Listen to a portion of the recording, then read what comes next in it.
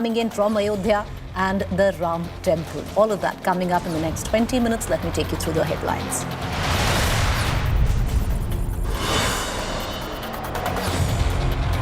Another India Neta to join the Ram Mandir event boycott brigade. Mamta likely to skip the inaugural ceremony on January 22nd. TMC may not even send any representative to Ayodhya. Mega Ram Mandir exclusive on India Today. Gaurav Sawant gets you the first view of the Mandir complex with weeks to go for the mega inauguration. The 22nd of January, that's where the consecration of the temple or the idol of Lord Ram or Ram Lala, a 5-year-old child Ram, will be installed here at the temple. Congress has rebranded Bharat Jodo Yatra from January 14th, 6,200-kilometer east-west Congress Yatra to cover 14 states.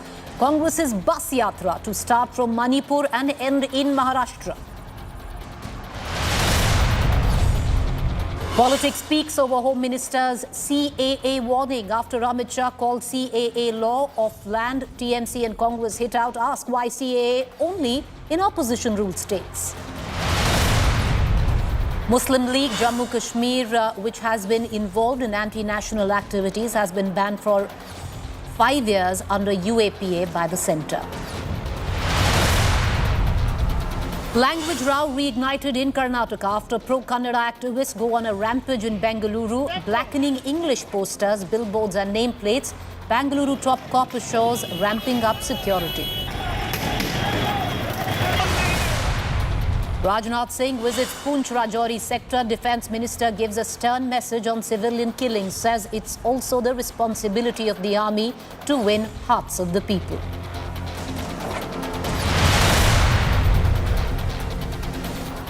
All right, let's take you and get you the latest coming in from the Ram Mandir in Ayodhya. It's polls, politics, and right in the middle of it is this magnificent temple rising. Mirroring the celestial reverence of Surya, Prachin Surya Kund is located near the sacred grounds of the Ram temple in Ayodhya. Here's the Surya Stamba stand as sentinel along the Dharma path in the historic city. We bring you this special report filed by Gaurav Sawant.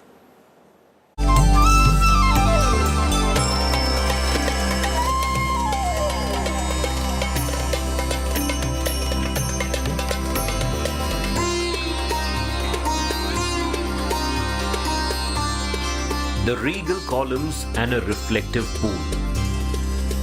A spiritual resonance.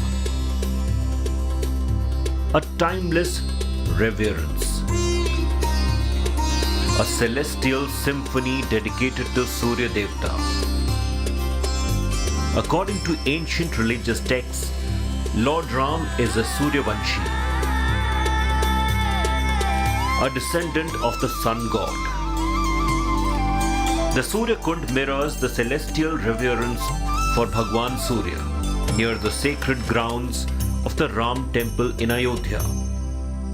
The Surya Kund has its mythological importance, and we are here inside that particular premises which has that mythological impact. It is being said that Lord Surya Narayan wanted to take blessings from the Baal Roop of Lord Sri Ram, and for which for around a month his Rath stayed at this particular place, and due to which Ayodhya did not see night for around a month in the Treta Yuga, as mentioned in the Chaupai of Ramcharitmanas.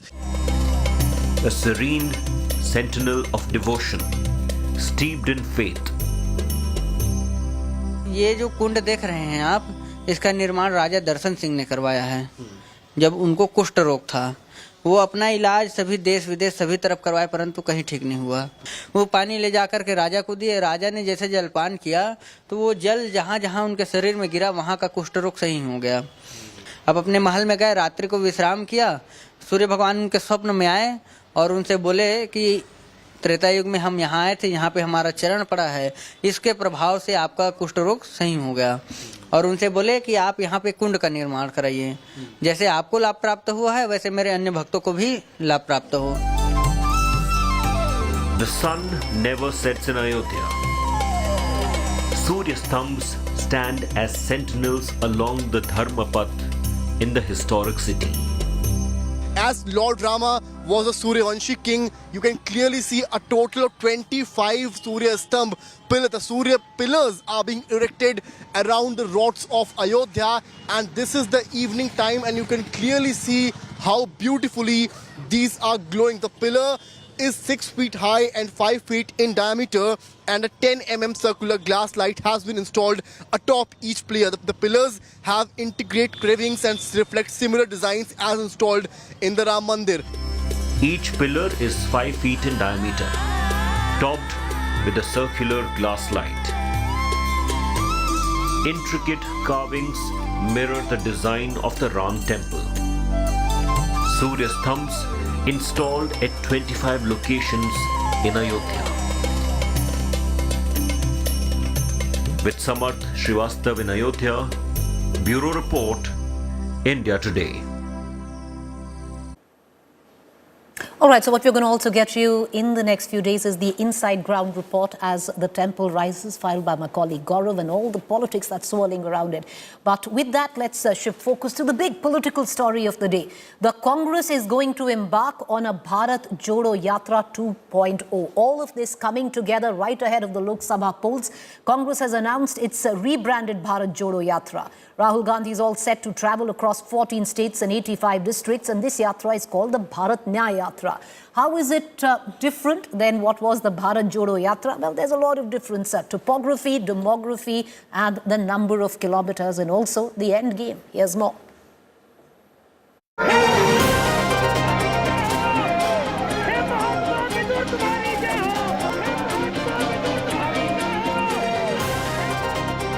Rahul Gandhi's much talked about Bharat Jodo Yatra is set to make a comeback in the mega election year of 2024. But in a new avatar. This time it will be called the Bharat Nyay Yatra. Bharat जोड़ो यात्रा के बाद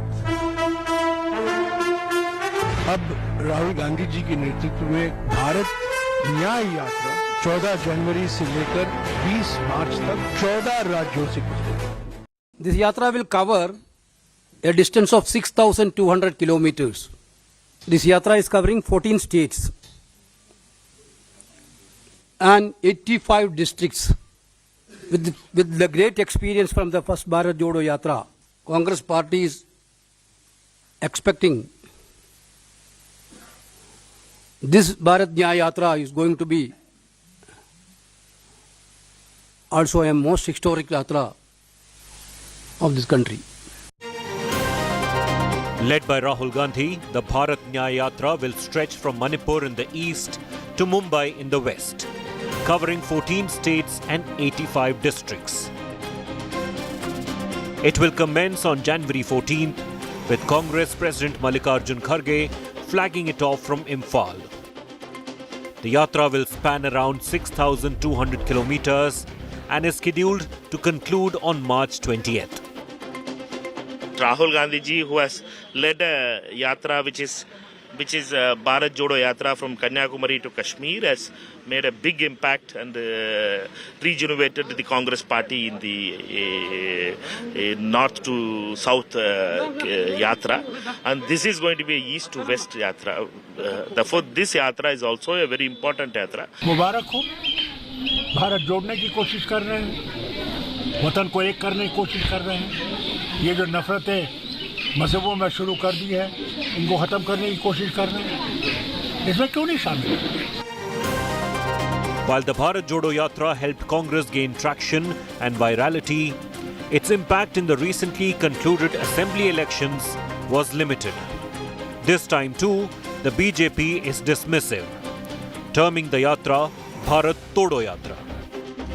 मैं इतना ही कहूँगा, जो टुकड़े टुकड़े गैंग के सदस्यों को शामिल करते हों, जो भारत को क्षेत्र और जातिवाद में बांटने का काम करते हों, वो न्याय क्या दिलाएंगे जिनके अपने राज्य में 84 के दंगे हुए हों और कई वर्षों तक सिखों के इस दंगों को न्याय नहीं दिला पाए. उनके लिए भी एसआईटी की जांच नरेंद्र मोदी जी की सरकार ने की. मैं इतना ही कहूँगा कि जनता इनका असली चेहरा जान चुकी है। The BRS, which is also eyeing a national role, has called the revamped Yatra a stunt by Rahul Gandhi. Mr. Rahul Gandhi continuously keeps making a lot of statements about Bharat Jodo Yatra, where he is constantly trying to unite the nation, etc. Now looks like a PR stunt, because otherwise Mr. Rahul Gandhi should have stood up, spoken when comments were made on Sanatan Dharma, hurting crores of Hindu sentiments in this nation. Will this Yatra help Congress on the crucial road to 2024 elections? With Mausami Singh, Bureau Report, India Today.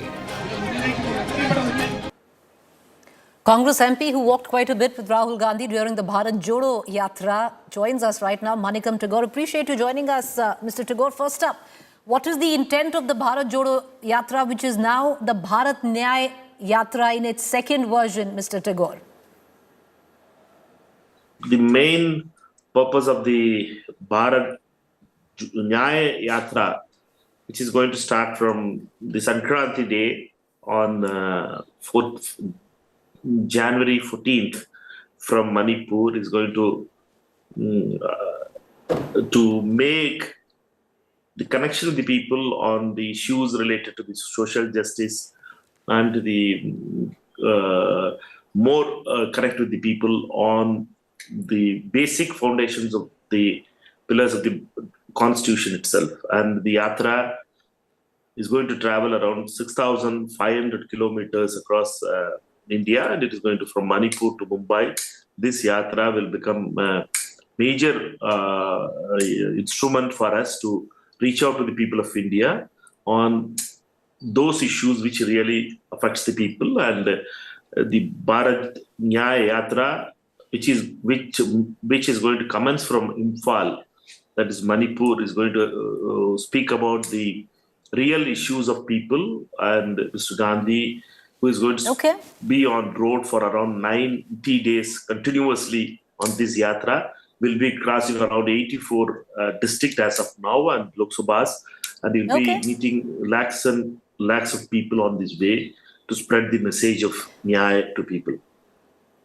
Mr. Tagore, you do realize topography, demography and the political landscape, very, very different than what your Bharat Jodo Yatra was. And all of this coming in at a time where we are just months away from elections. No, it's going to be 14 states as of now. It is going to be Manipur, it's going to be Assam, Bengal, Bihar, Uttar Pradesh, then Rajasthan, Madhya Pradesh, Gujarat, then Maharashtra, like these things.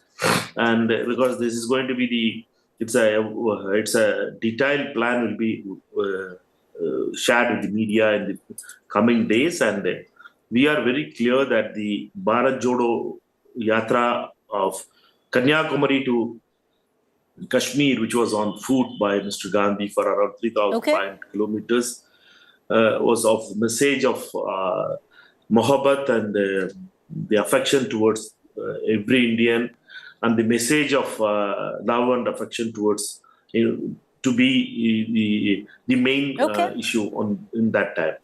And this time it is going to be with that added with about the social justice and other parts where the people has been why the need for the social justice and the justice for all other issues of which are related to women, scheduled castes, backward classes, and the poor. And it is going to be a yatra where people's issues will be raised by Mr. Gandhi and other congressmen. But, but Mr. Tagore, the fact is, what I pointed out, the topography, demography, very different, the political landscape, completely different. And we're putting those graphics out there. If you look at each state that your yatra will be passing right now, state by state, you scored practically nil in some of them when it came down to 2019. Which leads me to ask you, will your India Alliance members be there even after you've arrived at a seat sharing formula? Because that's still, not achieved. Congress President Mallikarjun Kharge ji will flag off the yatra, and he will be there for the yatra, and all the Congress leaders will be part whenever in our areas it is starting and crossing that risk. But, okay, no, Pardon? Mr. Tagore, will Priyanka Gandhi attend? Will your India Alliance partners attend? To take the issue is reaching to the people. Main thing is that because the majority of the communication instrument to us has been blocked, except few channels and other channels are controlled by the ruling establishment. Therefore, we are going to the people directly to going for this message. That is the purpose of the yatras itself, because directly connecting with the people of India. Therefore, what is the message that you're going to take to the people? Because if you look at the latest results in the Hindi heartland, the people have outrightly rejected you in all three states, be it Madhya Pradesh, Chhattisgarh and Rajasthan. What is the intent? that's all. So you'll see in the process who are all going to join and others. The Bharat Jodo Yatra is a Congress program, and we want India to be united, and we will walk with the people and talk to the people, connect with the people of India. The focus will be what, sir? Will it be elections or will it be the yatra? What will be the focus? Because you are 3 months away from elections. Many of your leaders who's going to be on the yatra with you need to and should be fighting the Lok Sabha elections, and it's just months away. So you wrap up in March. You only have a month and a half left for campaigning. Mr. Rahul Gandhi ji has done the Bharat Jodo Yatra. In that time also, he has walked all the places. This is not going to be a complete yatra. It is going to be a padayatra. This is going to be a hybrid yatra where some places you will be, wherever it is necessary, you will walk. Other places you will be traveling by a bus which is designed for that purpose, and it is going to be wherever it is going to accommodate many leaders into that constituencies, and the states will be accommodated. And we are all think that the message of the yatra is more important, and this is going to east to west was a demand for long, and Congress Working Committee has also asked him to have this yatra, and we are designed in a fashion where he is able to meet more people. And the time constraint is there for us, because he has to cover 6,500 kilometers, which is going to be double as well as Rahul Gandhi, because from south to he would be fighting an election, but also your other leaders. How are they going to be focusing on their own constituency alongside walking with you, sir? How will these leaders, Mr. Tagore, how will these leaders focus on their own constituency other than just walking with you? Yeah, this yatra will be before March. This yatra, March end, the constituencies will be covered, and other constituencies wherever it is there, and the March and the April months and others, everybody will be there in their constituencies. And we, southern states and other areas, we will be campaigning in our areas only. But those leaders who are from these areas will be there. Whichever the area the yatra is passing through, that area, the state leaders will be there. All right, Mr. Manickam Tagore, appreciate you joining us. We're going to keep a keen eye on all developments taking place. The Congress embarking on a Bharat Nyay Yatra, deeply criticized by the Bharatiya Janata Party, and strangely it will also coincide in Uttar Pradesh at the same time that the Yatra will enter Uttar Pradesh. That is where the inauguration of the Ram Mandir will be taking place. Meanwhile, let's shift focus to the other big political story. Politics speaking over Home Minister Amit Shah's CAA warning. While addressing a closed-door meeting of the BJP's Bengal social media and IT wing members, Home Minister Amit Shah said that no one can stop the implementation of CAA as it is the law of the land. Shah further went to attack Chief Minister Mamta and accused her of misleading people on the issue. Meanwhile, TMC, quick to react, attacked the Home Minister. TMC questioned why the BJP was not implementing CAA in states like Madhya Pradesh and Gujarat, where the Saffron Party is in power. TMC further added that BJP was just fooling people in the name of CAA, adding that it will continue to fight BJP in Bengal and at the national level.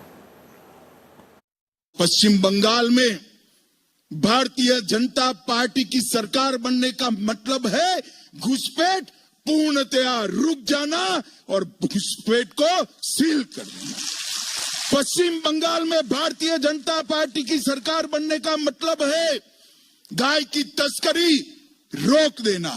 पश्चिम बंगाल में Bharatiya Janata party की सरकार बनने का मतलब है शरणार्थी जो आए हैं उनको सीएए के माध्यम से नागरिकता दे देना।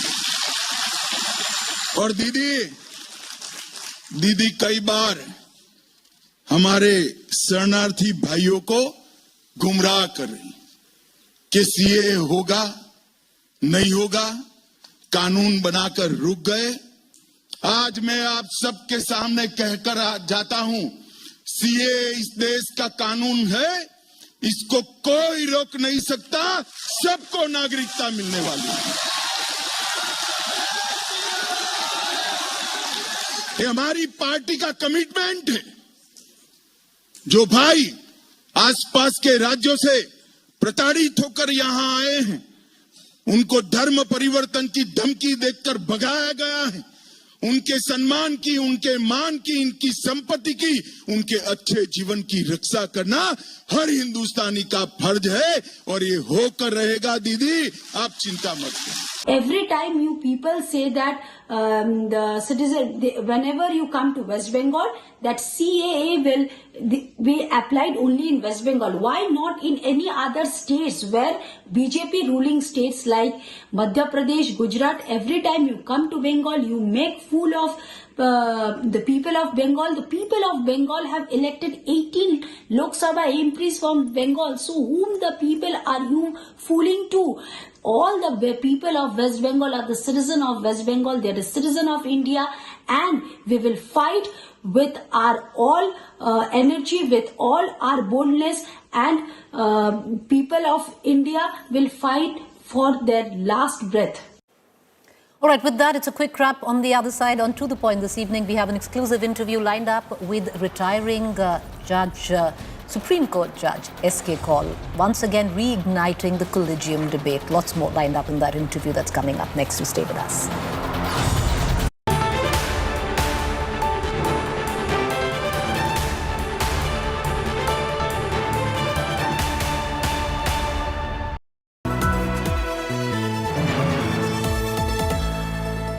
India Today magazine's 48th anniversary special with the She List. 100 exceptional women redefining India's narrative. From leaders in business and politics to champions in education, health and sports. Witness their resilience and impact with India Today, making sense of India. Read the full issue of India Today magazine anniversary special. Log on to subscription.indiatoday.in.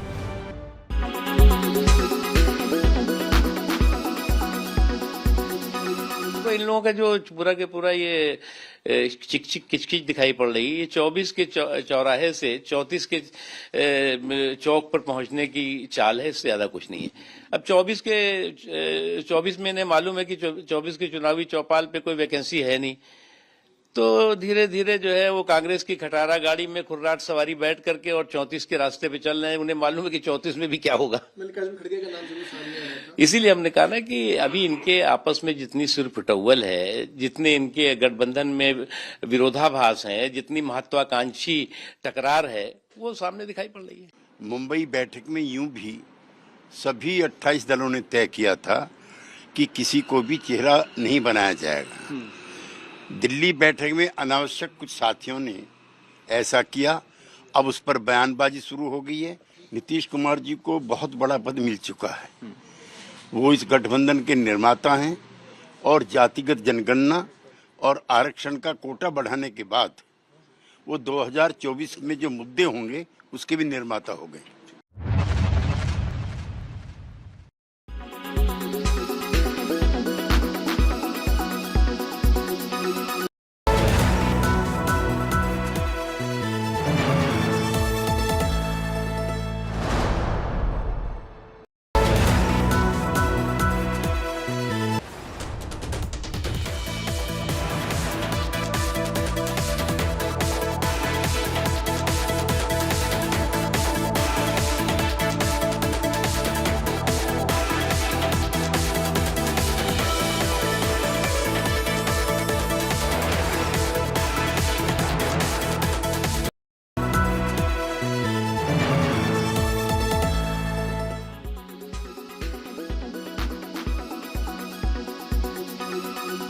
Bengal में Bharatiya Janata party की सरकार बनने का मतलब है घुसपैठ पूर्णतया रुक जाना और घुसपैठ को सील करना।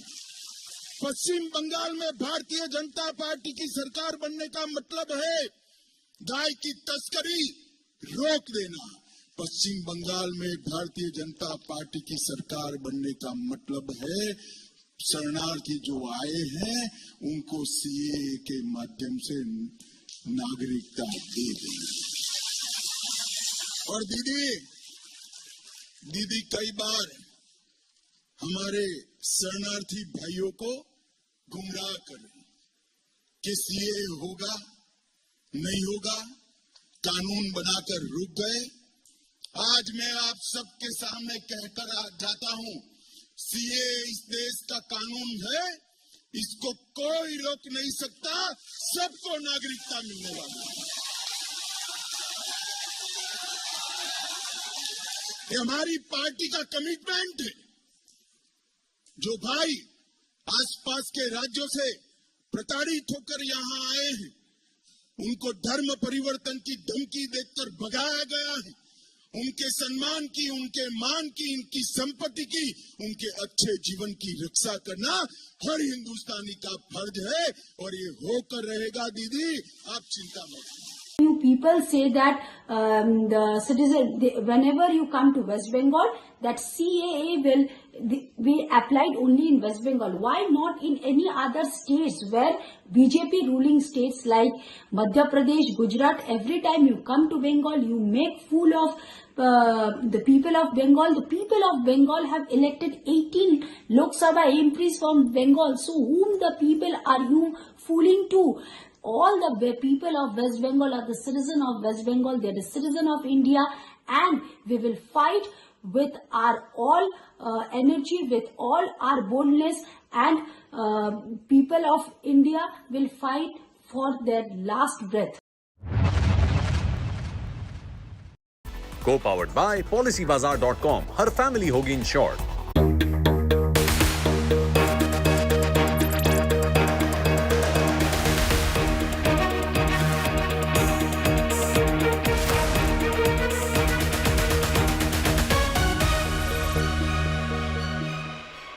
I have with me Justice Sanjay Krishna Kaul, who after a 7-year tenure, a successful tenure on the Supreme Court, retired on the 25th of this month. He himself has authored many path-breaking judgments, and today he joins us to possibly reflect on the institution that he belongs to, and in context of where it stands today and how it's perceived. Appreciate you joining us, sir. Thank you. Thank you for taking the time out. You're in truly retirement spirit in a Ferran this morning. So what are the retirement plans? So, do things which I have not been able to get time to do. Spend more time with the family, especially my grandchildren, of which my children have a complaint. I didn't give them enough time. Travel is a hobby for me, and so I would wish to travel in the country, outside, see places where I have not seen. So lead the quintessential retired life. Yeah, and do some work to keep my mind occupied. Do some work. Now, will that work possibly entail Justice Kaul if the government offers you a government post? No. No? You're very clear, no. Yeah. I'm happy as I am. I would like to live a private citizen's life. I have many of these interests, so I don't think it fits in with my scheme of thought process what I should do.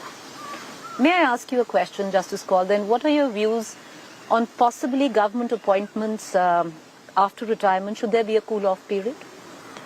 See, a constitutional position like a judge who has worked his way through should be able to take his call what he thinks is proper or not. Okay. So for example, there are judicial posts. Now, I don't want to take them. Somebody else may be doing a service by taking them. That's his or her call. Whether to occupy a position offered, whether the judge should take, not take, whether what should be a cool-off period. It's a very individual call, I think. It just doesn't fit in with my scheme of things. It's not for you? It's not for me.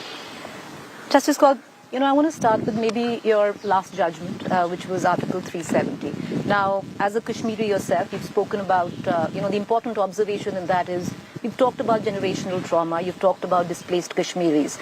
You've talked about finding a solution. Now, what exactly could that solution be? So, 30 years there has been a generational trauma of the group of people who were compelled to migrate because of the scenario, and then trying to control law and order situation, which was normally the local police's job. The army had to be brought in because of extraterritorial problems which were arising from across the border. In that process, some people have suffered. So a whole generation has grown without understanding each other as they used to live. So my suggestion was that let there be acknowledgement of what has gone wrong, not from a criminal punitive point of view, but from appreciating that something. Let's not be in a denial mode this has not happened, or for the wrong reasons we say this has not happened. That is necessary for the people to accept that something like this happened, should not have happened. So there's also been criticism with the judgment, and that criticism possibly stems from the fact because there's a section which says it undermines federalism. Kashmir cannot be equated with any other part of the country, I believe. I don't think in any way it dilutes federalism for the south, the north, the east, the west. Kashmir was a peculiar problem by itself politically. If you see how Kashmir came into India, it's a historical fact. So the amalgamation process into India was a slower process envisaged constitutionally, and that's how it began, and that's how it's carried on. Now, should it have occurred or should not it have occurred is something which was a political decision. And in our opinion, this was something which was in sync with the law. There will be, of course, different point of view. Every judgment carries a different point of view. That's what a debate is about. But 5 people in their wisdom thought that is how it should be done. That's all I can say. You know, you talk about a debate in your retirement. Justice Kaul, you've reignited a debate which speaks